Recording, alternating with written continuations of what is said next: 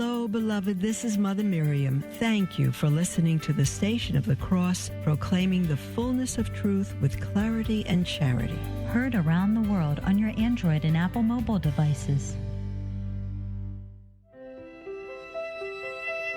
Welcome to Mother Miriam Live on the Station of the Cross Catholic Radio Network with live video streaming brought to you by LifeSite News and the Station of the Cross. Call Mother with your questions at 1-877-511-5483 or email her at mother@thestationofthecross.com. You can view the live stream on Facebook at Mother Miriam Live. Now, here's Mother Miriam. Good morning. Hi, beloved family. How are you doing? I pray as always, always, always that you're doing well. I fell asleep on you at the end of the program yesterday, kind of almost struggling to stay awake. I'm so sorry. Someone called in and suggested that I could be anemic, and I found out I was. So we're taking iron pills, and that'll keep me awake.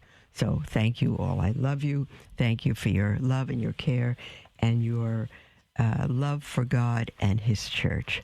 Yesterday we began reading The Other Global by John Henry Western. He is the editor of LifeSite News and co-founder of LifeSite News. And LifeSite News is part of Voice of the Family, a fantastic coalition of wonderful pro-life apostolates. And he wrote an article, which actually it was the translation of a talk he gave, transposition of a talk he gave October 9th, and it's titled The Other Global Pandemic, which is the sexualization of our children, helped by bishops. And we read the first half yesterday, and a few examples that he gave, which he apologized for even having to mention. This is the fruit of the research of the Family Research Council, that prepubescent children in Austin, Texas are encouraged to consider intercourse in every way. I don't even want to say it. I didn't want to say it yesterday. I didn't want to say it today. In every way possible. Homosexuality and transgender ideology are pushed in programs by Planned Parenthood for middle school students.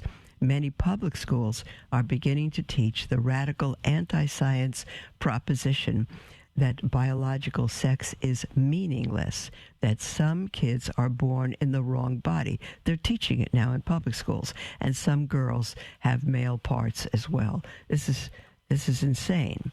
They're teaching it in the public schools, and parents don't know, or they allow their children to be destroyed and corrupted.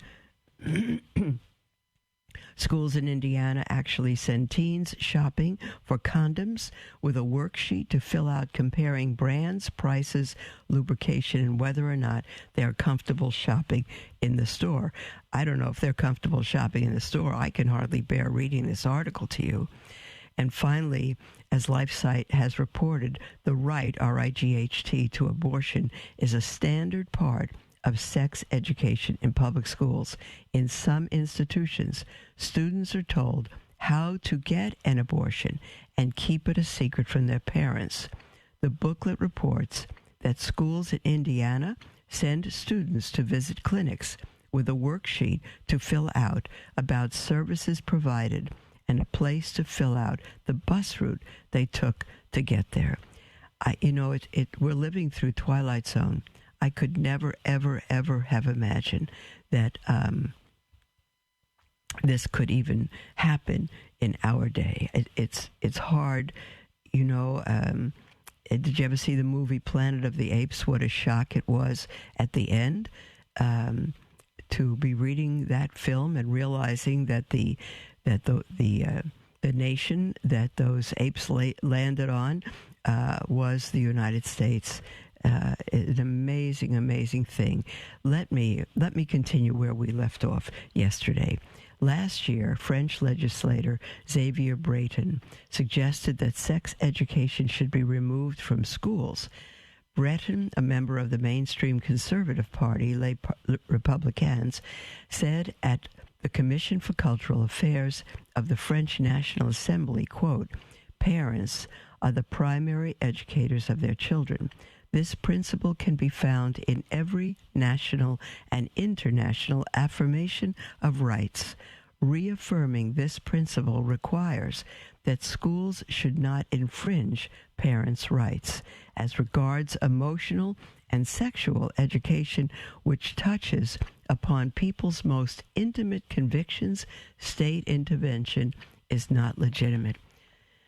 Oh, parents, you cannot blame the government. You cannot blame the state. God has not given your children to the government, the state, the schools, the city. He's given them to you. And if you turn them over to a corrupt society, then you're ruining them. You're absolutely ruining those children. What if you have to work and you can't stay home? Find a job at home. And if you can't do it, teach your children at home. Take them to work with you. Do anything you can to save them from being destroyed and corrupted. It will be your doing, not the schools. It will be your doing. You've got to keep them away from those schools. What parent would put our child in the den of a live lion in the zoo because she had to go to work? Go into the den with the lion, sweetheart. I'll come get you at 4 o'clock. It's insane. It's insane. And I don't know how you're doing any better by putting them into public schools. In fact, you're doing worse. With the lion, if those children are truly Christian, the worst that can happen is that they're eaten and they die and they go to heaven. If you send them to public schools, they are thoroughly corrupted and put on the road to hell. It's awful. I continue with the article. The consequences for our children are severe. The U.S. Centers for Disease Control report that human papillomavirus, which can lead to cervical cancer, is at epidemic proportions among young people. Writing to LifeSite, family activist Linda Harvey points out there were 1.7 million cases of chlamydia, I can't even say these words, in 2017, and 45% of those cases were found in our young people.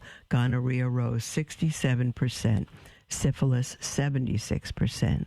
Meanwhile, things in the church, John Henry says, things in the church have remained relatively similar for the past 60 years, with rare notable exceptions. Bishops continue to take the advice of so-called educational experts on sex education and have ignored and disdained the cry of truly Catholic parents. Oh, bishops, I don't know why. I'm speaking to you as a needy sheep. I don't know why you have so either given into the world or relied on them. Your vocation is to raise your flock to heaven, to help the family to survive and educate their children. Why would you turn to sex experts who are corrupting the world? Why would you do that? God has given us in the scriptures and in his church all the guidance we need. Why would you, like parents, turn everything over to worldly people, no matter how educated they are? It breaks our hearts as your sheep. It breaks our hearts. You're leading us astray and destroying souls. That's me, beloved. It's not the article. I'm going to go back to the article now. Moreover, those appointed to shepherd the faithful have failed to distinguish between truly Catholic parents who believe in all the teachings of the faith around issues of sexuality and have instead given sometimes greater adherence to those parents often of higher prestige in the world who are nominally Catholic but eschew the teachings of the faith on matters of sexual morality. It's puzzling. It's so puzzling. Pardon me a moment.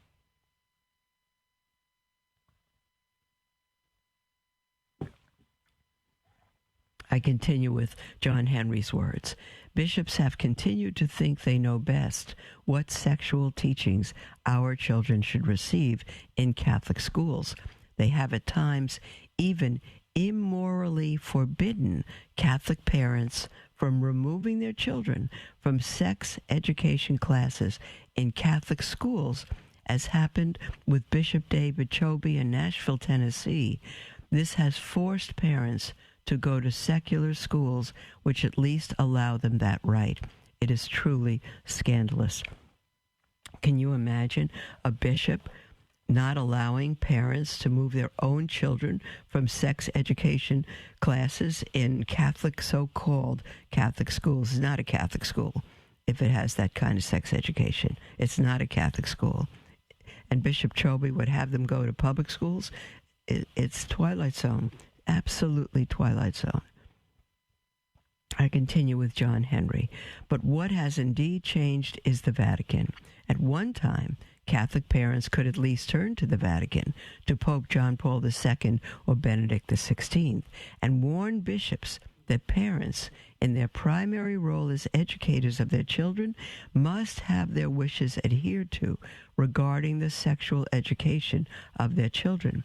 But we now have the Vatican itself promoting its own version of filthy sexual education, replete with immodest photographs that at one time would have been considered pornographic.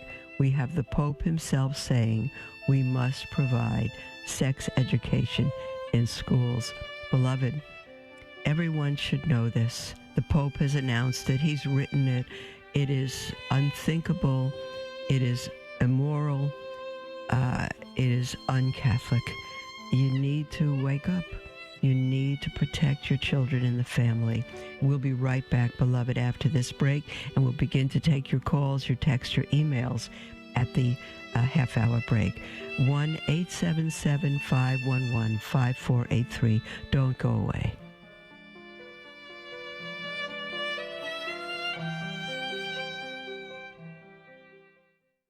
We stand at a crossroads in history. We can stand up for life, family, and a Christian culture, or we can stand idly by while the fabric of society becomes fundamentally anti-life, anti-family, and anti-Christian, slowly leading to its own demise. LifeSite News is the leading defender of life, family, and Christian culture. Through our news reporting, we seek to educate readers with information and zeal they need to fight the most crucial battles of our day. And we need your help to continue that mission. You can support LifeSite News by following our social media pages on Facebook, Twitter, and Instagram. Another way to support LifeSite is to prayerfully consider becoming a Sustain Life monthly donor to help us continue to save lives in the culture. To donate, visit give.lifesitenews.com/sustain life. Our staff of over 40 and millions of future generations, thank you for helping to save the culture. Hello, beloved. This is Mother Miriam, host of Mother Miriam Live. Like the Catholic Current and the many other programs that originate from the Station of the Cross, Divine Mercy in My Soul is all about the messages that Jesus revealed to St. Faustina. It is aired every Sunday morning at 11 Eastern and Tuesday nights at 8 p.m. Or you can listen anytime to Divine Mercy in My Soul on the iCatholic Radio mobile app. Podcasts of our network-produced shows are free for your listening pleasure at thestationofthecross.com and on our free iCatholic Radio app for Android and Apple mobile devices. Be uplifted in your faith and inspired to spread the good news of Jesus Christ. Listen today at thestationofthecross.com or on our iCatholic Radio mobile app.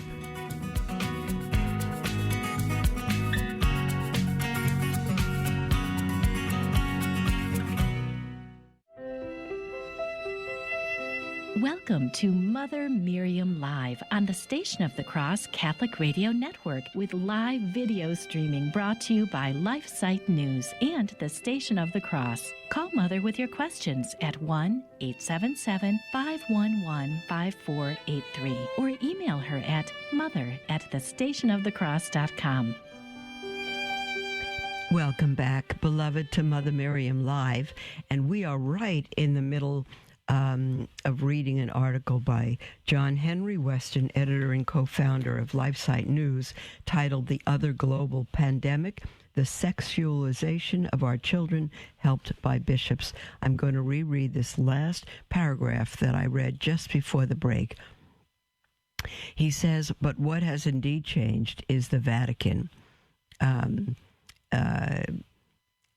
Let me back up one. More than a decade ago, the few bishops spread all over the world who stood up for Catholic parents against the grievous excesses in schools were actually attacked or shunned by their brother bishops for daring to stand up for the faith and the faithful entrusted to their care by Christ. He says, but what has indeed changed is the Vatican. At one time, Catholic parents could at least turn to the Vatican, to Pope John Paul II or Benedict XVI, and warn bishops that parents, in their primary role as educators of their children, you hear that, parents? Primary role as educators of their children, must have their wishes adhered to regarding the sexual education of their children. But we now have the Vatican itself promoting its own version of filthy sexual education, replete with immodest photographs. I've seen them, beloved. Replete with immodest photographs that at one time would have been considered pornographic. We have the Pope himself, Pope Francis himself, saying we must provide sex education in schools, end quote. But another thing, John Henry continues, has changed in the last decade. Catholic parents now know the connection between corrupt clergy and the sex education agenda. It was disgraced former Cardinal Theodore McCarrick, who was one of the leading movers in the U.S. Conference of Bishops on forcing perverse sex education on Catholic children against their parents' wishes. Catholic activist Christopher Mannion points out that ex-Cardinal McCarrick ordered all Catholic schools in his own diocese, archdiocese, to expel any children whose parents removed them from the school program teaching children sexual abuse prevention. Can you imagine that? Can you imagine that? Cardinal McCarrick ordered all Catholic schools in his archdiocese to expel any children whose parents removed them from the school sex education abuse program. Catholic parents in the Archdiocese of Washington regained their right to withhold their children from these sexual abuse education classes only after Cardinal McCarrick retired. Christopher Mannion points out that the U.S. Conference of Catholic Bishops issued new regulations permitting parents to remove their children from the diocesan-sponsored training programs in child sex abuse prevention on the very day Pope Benedict XVI accepted Cardinal McCarrick's resignation, which was May 15, 2006. Christopher Mannion recalls, quote, parents nationwide were outraged that the USCCB insisted that secular so-called experts and not parents should teach their children down to the age of 5 how to avoid sex abuse. But McCarrick's control of the USCCB was apparently so pervasive that there was nothing parents can do. You think we're talking about Russia or another country? This is just amazing. We would be reading this about communist China or some other place and saying, blessed be God, we're in America. But this is now America. America has become our enemy. And the church, the shepherds have become our enemy. It's unthinkable, but it's upon us, beloved. Catholic parents were warned already in the 19th century by Pope Leo XIII that it is the duty of parents to make every effort to prevent any invasion of their rights in this matter, and to make absolutely sure that the education of their children remain under their own control in keeping with their Christian duty, and above all, to refuse to send them to those schools in which there is danger of imbibing the deadly poison of impiety. When addressing parents in Canada, I should say, end quote, and that's from the encyclical on Christians as Citizens. Continuing, when addressing parents in Canada, Pope Leo XIII added poignantly, quote, "For our children cannot go for instruction to schools which either ignore or of set purpose combat the Catholic religion, or in which its teachings are despised and its fundamental principles repudiated. Wherever the Church has allowed this to be done, it has only been with pain and through necessity, at the same time surrounding her children with many safeguards, which nevertheless it has been too often recognized have been insufficient to cope successfully with the danger attending it." And that was in 1897 on the Manitoba school question, Pope Leo XIII. John Henry continues, "But this counsel so strenuously safeguard children from, but this counsel to strenuously safeguard children from schools which would harm their faith comes not only from popes hundreds of years ago, but by the grace of God. By the grace of God, there are rare, notable examples of church leaders, successors of the apostles, who have the true best interests of children at heart, and one of them is His Eminence Cardinal Burke, Cardinal Raymond Leo Burke, who in the opening address of his online conference said, quote, "Sadly, some Catholic schools, for a variety of reasons, mimic the situation in non-Catholic schools by insisting upon the anti-life, anti-family, and anti-religion ideology which marks education in general. The latter situation," still quoting Cardinal Burke, "the latter situation is particularly pernicious, for parents send their children to a Catholic school trusting that it will be truly Catholic, when in fact it is nothing of the sort. The operation of such schools under the name of Catholic is a profound injustice to families," end quote. Another is Archbishop Carlo Maria Vigano, who has reminded parents of their responsibility as a primary and inalienable right to educate their children. Excuse me, beloved. The state, Archbishop Vigano said, "the state cannot arrogate this right, much less corrupt children and indoctrinate them in the perverse principles that are so widespread today." The Archbishop continues, "It is your duty to raise your voice so that these attempts to steal the education of your children may be denounced and rejected with force," he added, "because you will be able to do very little for them if your faith, ideas, and culture are judged incompatible with those of an impious and materialistic state." End quote. Archbishop Carlo Maria Vigano. John Henry says, "I remember speaking with Bishop Athanasius Snyder about this question in 2016. When I asked him," John Henry says, "about sex education in schools and how parents should deal with it, he told me, quote, when their children are taught in the school in an immoral way, they have to withdraw the children. This is their obligation. You cannot expose your children to an immoral danger. It is impossible. Catholic parents, in defending their children from this immorality, have to be even ready to suffer, yes, to suffer consequences." End quote, from Bishop Athanasius Snyder. I'm going to continue now with John Henry. I'm trying to plow through this article, beloved, because it's lengthy, but it's right on.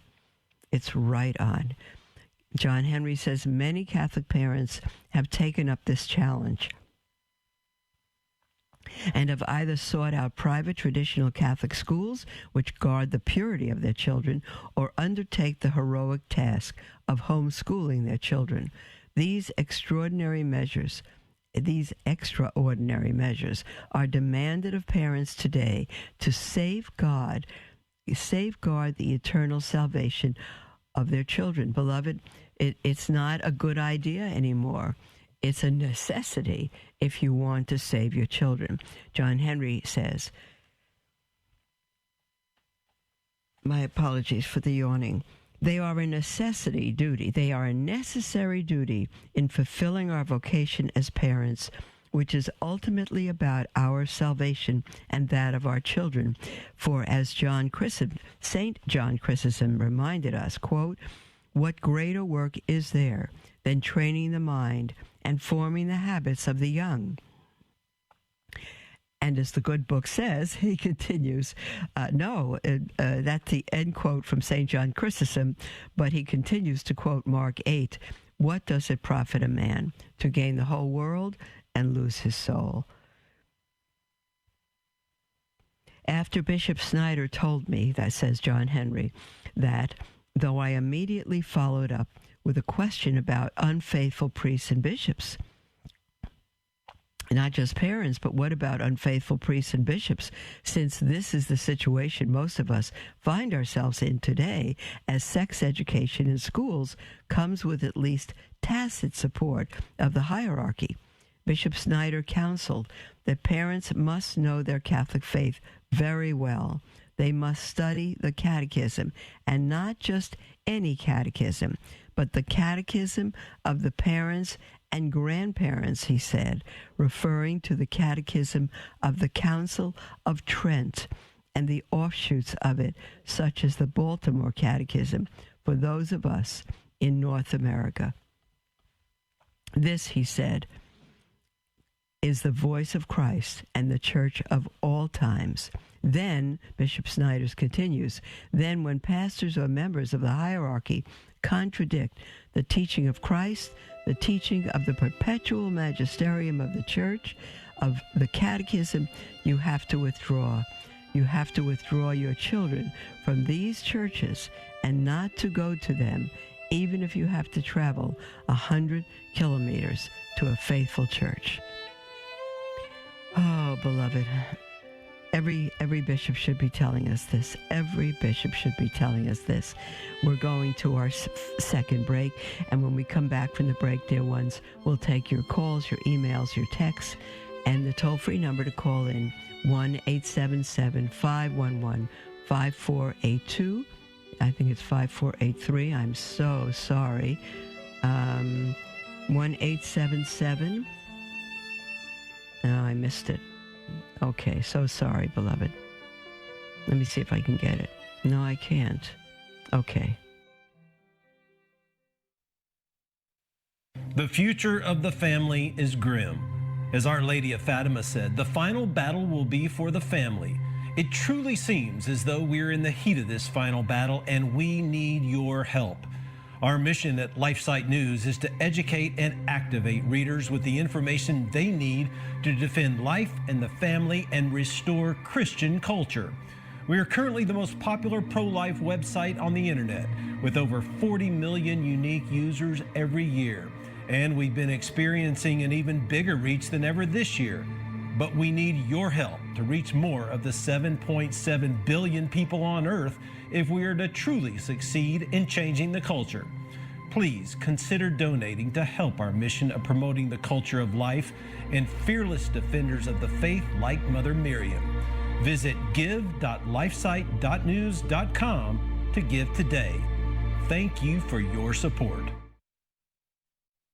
Put your pro-life convictions into action and stand out for life every Saturday morning wherever you may be. will be broadcasting live 9 to 10 a.m. Eastern, hosted by myself, Jim Havens, and Father Stephen Imbarato as we stand out live on location. But this is more than a broadcast. It's a call to action. Grab a pro-life sign and publicly take a stand outside of a local abortion center or any high-traffic area like an exit ramp, overpass, or street corner. And as you do, listen to the Stand Out for Life broadcast. If you're in the Eastern time zone, stand out from 9 to 10 a.m. and listen live. But if you're in a different time zone, the broadcast is easily available to you via podcast shortly after it airs on the iCatholic Radio app. So you can stand out and listen anytime that is most convenient for you. The main thing is that we all take at least an hour to stand out for life in public witness every Saturday, even if it's just sitting on the front porch holding a pro-life sign. Whatever you can do, we all must take a part in public witness for the end of abortion. God bless you.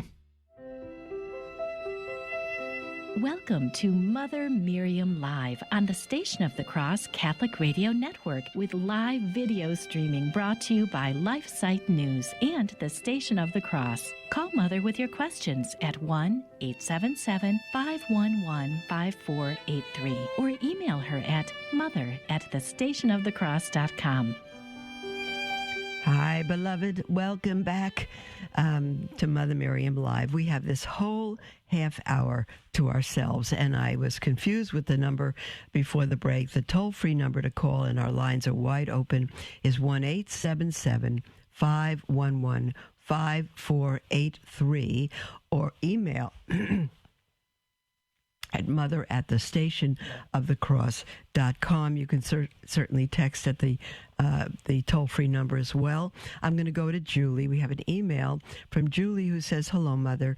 I was just listening to your live stream and Father James Altman's homily about Catholic voting Democrats.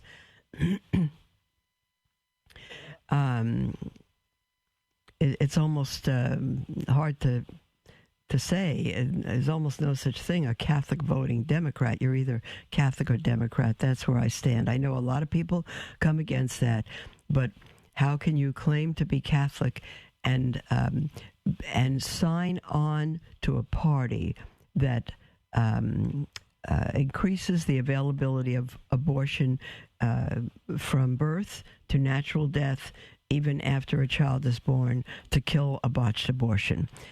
Kill that baby, same-sex marriage, all these things. I don't know how you can call yourself a Catholic and sign on to the Democratic Party. There was once a day that Catholics could be Democrat, yes, indeed, but no longer today. The party has betrayed you, and they have become, as many have called it, the party of death. When you sign on as a Democrat or you remain, you're saying you support their body's platform, their party's platform. And if you support their party's platform, you are not Catholic. It's simple. If I meet somebody who says, I'm a Christian, but I don't believe Jesus Christ is God, I would say to them, you're not a Christian. Then they'd say, well, you can't judge me. I am a Christian. I just don't believe that. And I can say to them, you are not a Christian. To be a Christian is to be a follower of the Christ. That's what Christian means. This is so essential that you just can't separate the two. And I say the same with abortion and being Democratic. If you're Democratic, you are part of a party that is pro-death. Destroy the unborn in the mother's womb for any reason at any time. And if you can vote for that, if you can be a part of that, then you're not Catholic. It's 2 and 2 is 4. You can get angry. You can rail against the Republican Party or our current president. You can do what you wish. But again, if you don't believe in Christ, you're not a Christian. If you don't vote pro-life, you're not a Catholic. It's it. You can't. I am Catholic, just that issue. Then you're not Catholic. I am a Christian. It's just the one issue about Christ. Then you're not a Christian. It's truth. It's not fundamentalism. It's truth. It's the scriptures. It's what God has given us. I think it's John chapter 3. If you believe, you will be saved. If you don't obey, and belief and obey is the same word in Greek, by the way, belief and obey. If you don't obey, the wrath of God will come upon you. So if you are Democrat or you vote Democratic and you vote against the life of children, then that's it. The wrath of God will come upon you. If you want to call yourself a Catholic and vote Democratic, so be it. I'm not going to change your language, but you're inviting yourself to hell and for the wrath of God to come upon you, because the one thing you're not is a Catholic in good standing. Let me continue with Julie's email. She says, we are born and raised Catholic.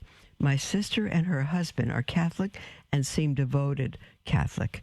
My older sister had a changing of hearts about our President Trump. She's disappointed and blames Trump for what is happening to this country. Well, anyone who blames Trump for what is happening to this country does not know, never mind politics, does not know their history at all. I'll continue here. She said she's been living in the U.S. for over 37 years and never has a riot lasted as long as what we are experiencing. I had a long argument with my sister and her husband that Biden is pro-abortion.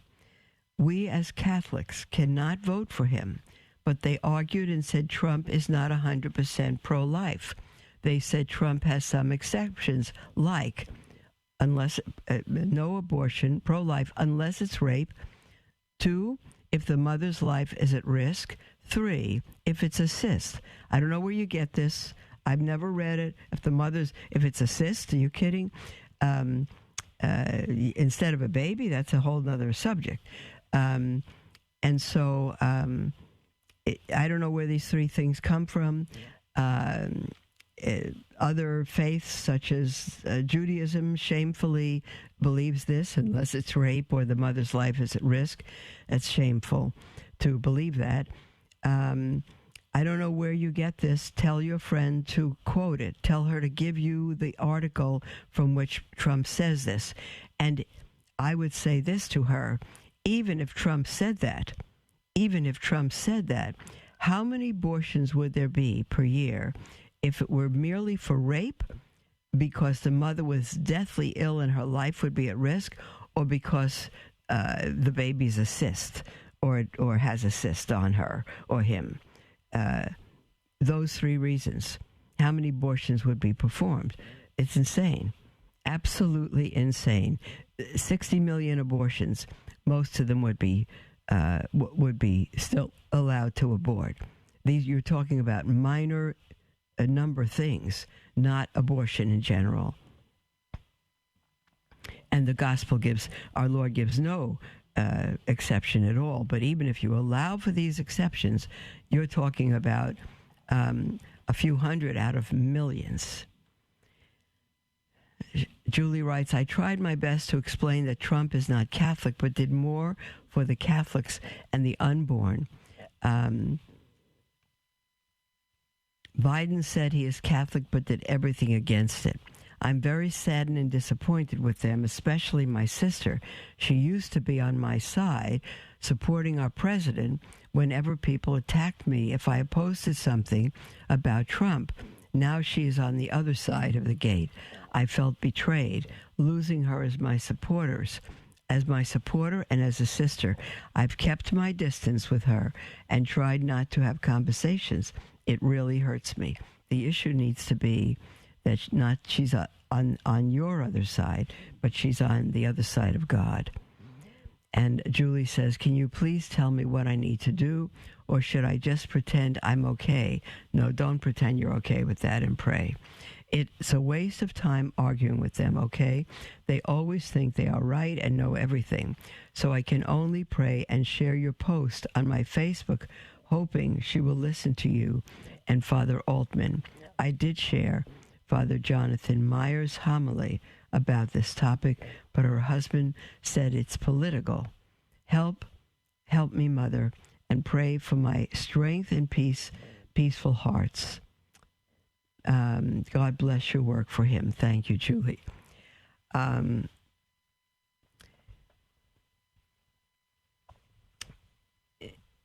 Your sister's husband,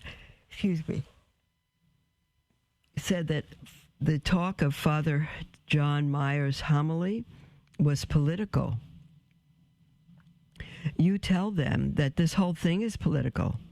There's nothing moral about it. It should be a moral fight, but it's not. It's a political fight, completely political. The whole thing about abortion is absolutely political. It's on the agenda to destroy the family, to destroy civilization. It is all political. But there are moral laws within it. And if a Catholic won't acknowledge, or a bishop won't acknowledge those moral laws, he is responsible to God. But if you love God and you care about the truth and about souls, then you need to follow him. Okay. We have a call from Mary in Michigan. Hello, Mary. Hello, Mother Miriam. Hi, sweetheart. I'm just fine. Except for my yawning. I'm okay. Go ahead, Good. honey. I'm just calling in because I listen to your program every day, and I'm a mother of 6, and I just struggled to send them off to the Catholic schools. I taught them their prayers at home. I taught them how bad abortion was at home, and I talked to them about it, and so many things that I was teaching them wasn't being reinforced at the school. And unfortunately, my youngest What kind of a school? Yeah, Catholic or public? it was a Catholic school. It's a Grand Okay. Rapids Okay, go Catholic ahead. school. Mm-hmm. And my youngest son was sexually abused when he was 15 by a teacher at the Catholic high help. school. Oh, help. At the Catholic high And- school. At the Catholic high school, and she was prosecuted, but none Mm-hmm. of the prosecution or investigation would have happened unless his older siblings didn't know something was going on. As a mother, I mean, they hid it very good, but these cell phones have to go. They should not allow parents should not allow their children to have cell phones. Mm-hmm. And he did it until he was 15 because all his friends had one. And he needed to call me, when he needed a ride and such. But no, it was quite serious. And I had no support from the bishop. They were there was a new bishop coming in, and the old bishop that was retiring had no compassion, didn't reach out. Priest didn't reach out. And no one from our clergy ever reached out to my family, and we were hurting. Just 2 weeks before I found out about the abuse, my daughter passed away at 21. Wow. After being in a coma for 3 weeks. And during that time, they didn't minister to my kids, that were in the school, and try to help us through that crisis, let alone the sexual abuse crisis. And How awful, I just Mary. want to reach out to parents. I want to reach out to parents. I have 9 grandchildren, and we need to pay attention to what's going on with our That's kids. right. This happened quite a few years ago, Mm-hmm. but that's when I realized, I thought, what?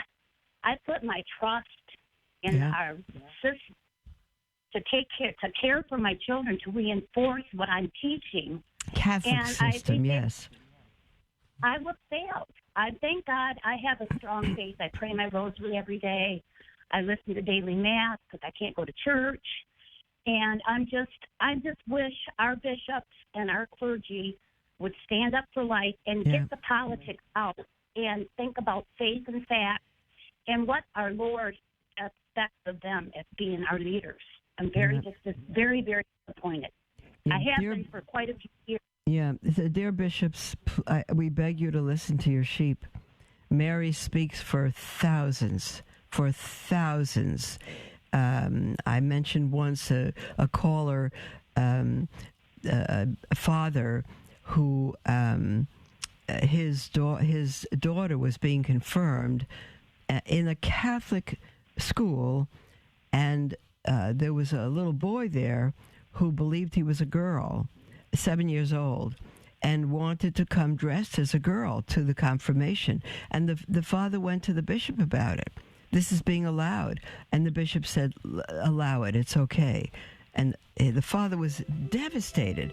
The sheep are going to their shepherds, and the shepherds are they've abandoned the sheep, abandoned the vocation, lost their faith, and we're alone, Mary. It's for a good part where the sheep have been abandoned and are alone, and we need to start learning our faith and stand up and begin to encourage one another. I agree. Yeah. All agree, right, sweetheart. Miriam. There's the music for our break. I'm glad you called, and God bless you. And I'm so sorry for all that you went through, but I know you have a lot of grandchildren to offer that suffering for. Thank you, Mother Miriam. God bless you. Thank you. Thank you, Mary. We'll be right back, beloved, after the break.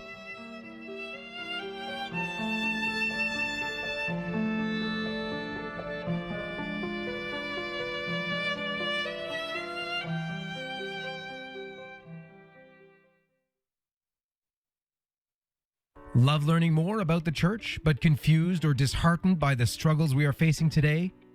Follow LifeSite News Catholic on Facebook, Twitter, or sign up for LifeSite Catholic emails and stay up to date on the constant stream of news about the Catholic Church. Our church is in a time of crisis, and we as laity have a responsibility and a duty to educate ourselves and stay true to the faith.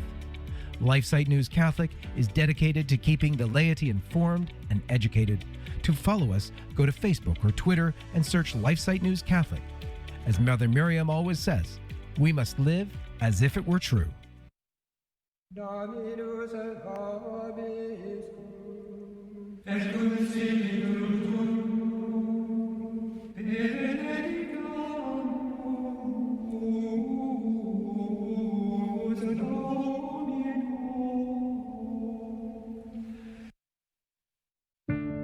Each weekday from 10 to 11 a.m. Eastern, the Station of the Cross brings you Mother Miriam Live. Mother Miriam is a Catholic nun on a mission to bring Jesus and a message of hope to a world that has lost its way. Hello, beloved. This is Mother Miriam, and I am thrilled to welcome you to Mother Miriam Live. As always, you're going to be able to call, text, or email whatever your questions are. Through a partnership between the Station of the Cross and LifeSite News, you will be able to listen and watch Mother Miriam Live on YouTube and Facebook at the Station of the Cross, including past episodes on podcast. God bless you.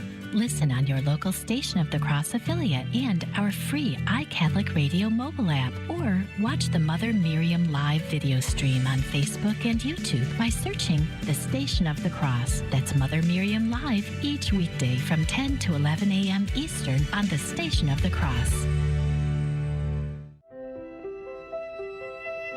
Welcome to Mother Miriam Live on the Station of the Cross Catholic Radio Network, with live video streaming brought to you by LifeSite News and the Station of the Cross. Call Mother with your questions at 1-877-511-5483 or email her at mother@thestationofthecross.com.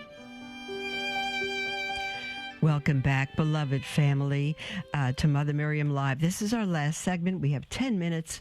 And the lines are wide open. You're absolutely welcome to call in 1-877-511-5483 or email at mother@thestationofthecross.com.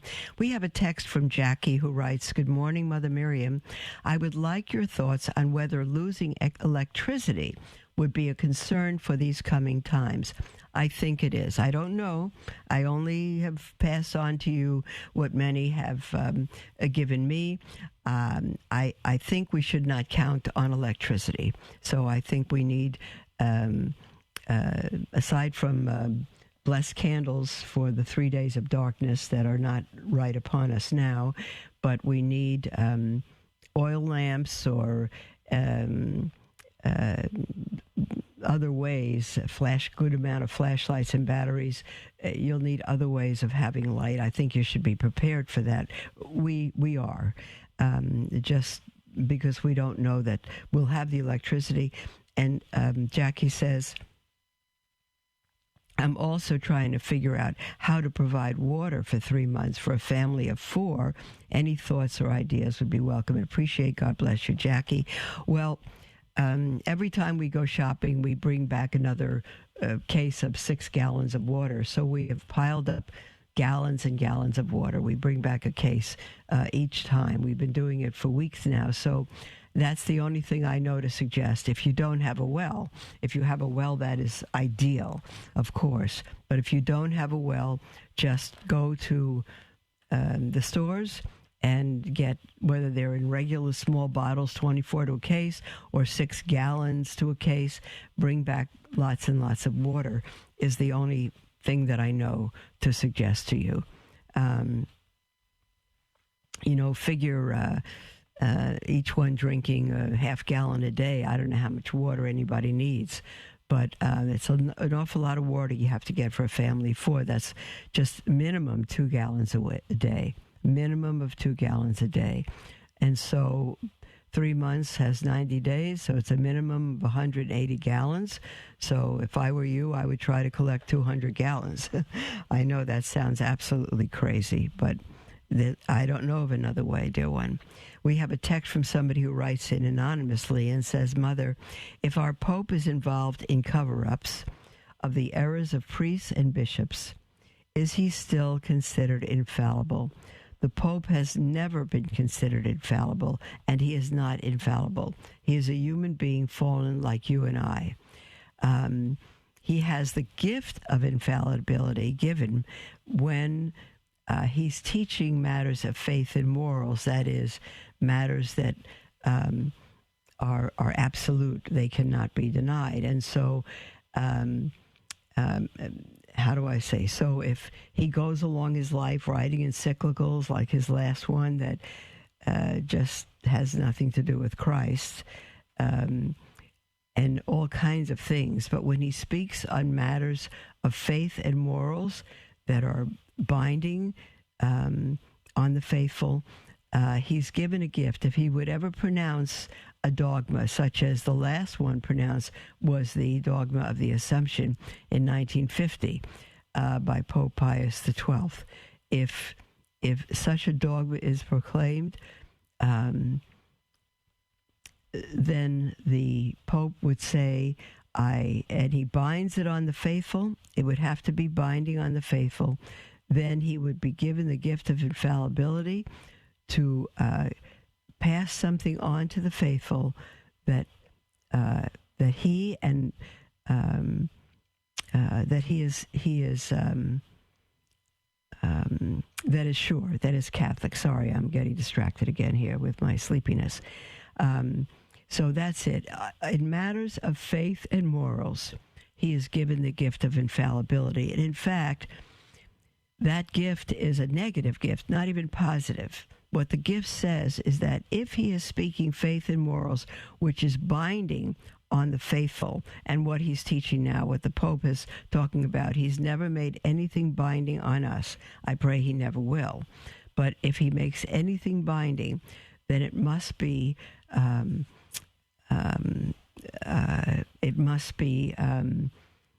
how do I say, when he says this is a teaching and it's binding on you, what the gift of infallibility does in matters of faith and morals is prevent him from error. It doesn't even give him the gift to speak what is true. It gives him the gift of preventing him from error. So when we believe a particular doctrine that's given us by the magisterium, we know that differently from any other proclamation. I'm sure I messed that up because I'm dozing, but so that's it. The gift of infallibility is the gift to have the faithful be confident that any doctrine that the Pope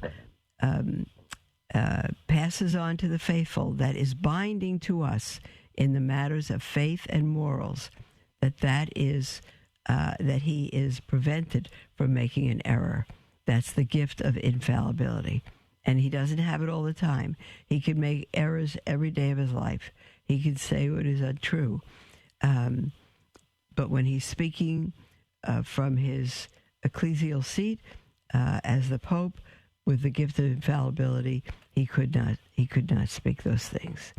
Okay, so I'm sorry. I'm sure I've done a real poor job of that one because I'm struggling here again.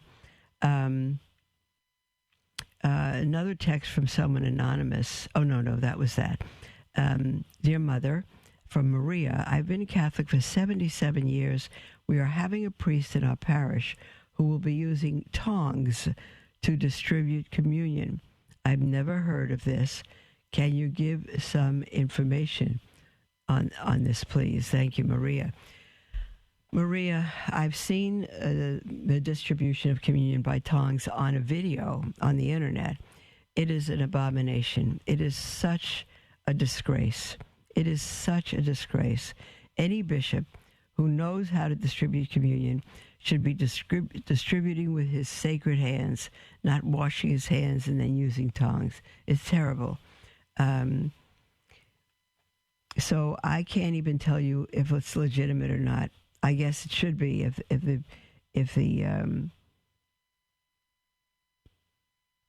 I'm sorry.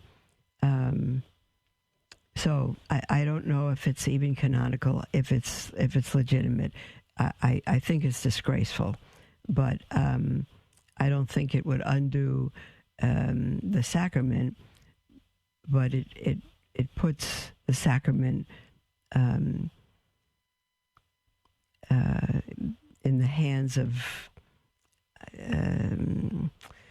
the priest's hands are consecrated, and the priest's hands are the only ones that should touch that sacrament and give it out.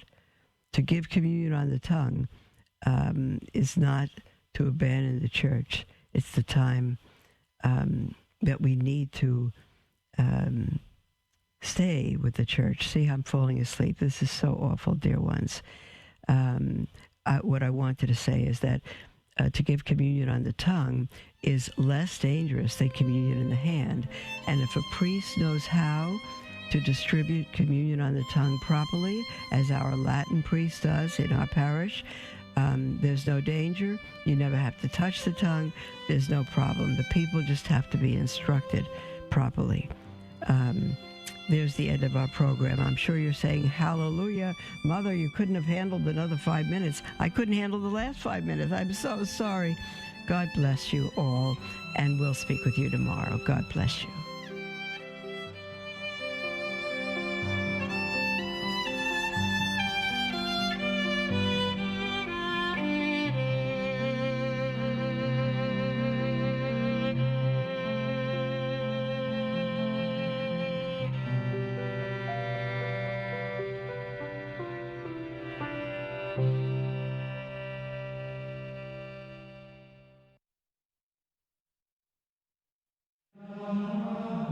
Join us here on the Station of the Cross for the Liturgy of the Hours at 5 a.m., 3 p.m., and